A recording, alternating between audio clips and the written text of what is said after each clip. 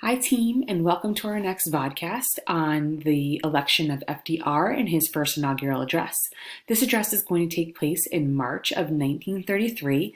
We have yet to make the decision to inaugurate our presidents in January. So the quote that you're seeing on this slide is the only thing we have to fear is fear itself. This is probably one of the most powerful quotes said by FDR outside of the response to the attack on Pearl Harbor in World War II. This quote sometimes is often confused for being a response to the attack on Pearl Harbor, but it's actually just directed at our fear around the Great Depression and what FDR's response is going to be. So he breaks it down into three different categories: relief, recovery, reform. He's looking at how do we stop the bleeding? How do we give relief to what's currently happening? How do we start to recover from the overall depression? And then how do we reform? How do we prevent ourselves from getting back into this situation? So he proposes three problems that need to be addressed: the unemployment rate, which is unbelievably high at 25%. The fact that farmers are unable to sell their goods. During World War I, the United States was at the top of their game. They were selling goods from farms to support our soldiers and support other countries' soldiers. But as those countries in Europe start to recover, there's not a need for American farms. So we have all these goods that have been grown, but we have nowhere to sell them. And then the third thing is that family savings are gone. People had trusted the banks start to fail, and people have lost all their money. So what do? How do we prevent that from happening?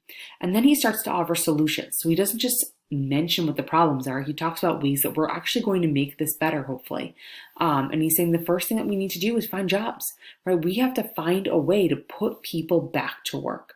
We have to raise the values of our agricultural products to make sure that our farmers are not going to be going bankrupt and not producing food any longer, which would be detrimental to the American public if we don't have our larger farms.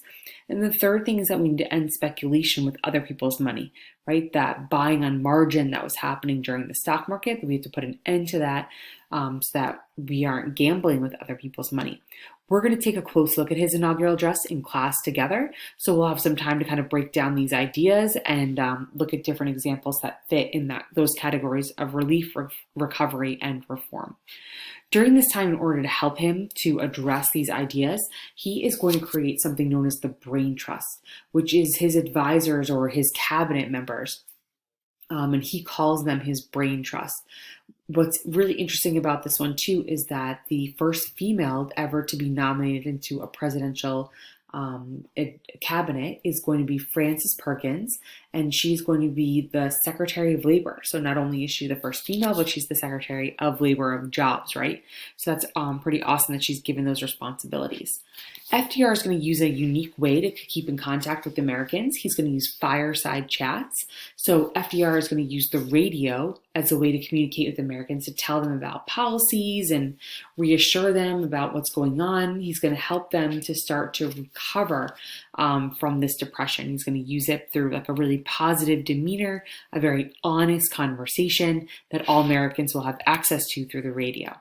One of the first things that FDR is going to do is what's known as the bank holiday. On March 5th of 1933, he's going to shut down all banks. And by March 9th, he's going to put in an Emergency Bank Relief Act, which is basically allowing all banks an opportunity to have a bank holiday, a day that the banks are closed, people cannot take out money, and it's going to prevent them from continuing to lose money in hopes of keeping them open, right? That's his ultimate goal, is that people don't continue to lose all of their money.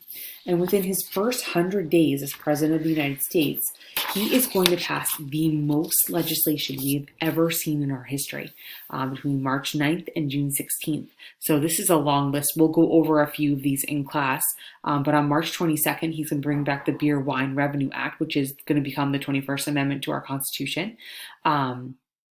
This is going to be probably one of the most presidents to ever pass this much legislation in their career, especially within their first 100 days. Most presidents are judged by what they do their first 100 days in office. And if we were to kind of just take a close look at this list, we'd be able to tell that FDR is about to do amazing things. And we know that to be true because he's going to serve 4 terms as president of the United States.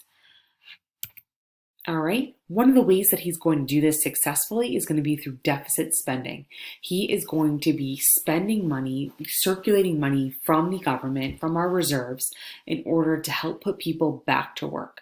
So there's going to be a lot of support for this, but also a lot of criticism.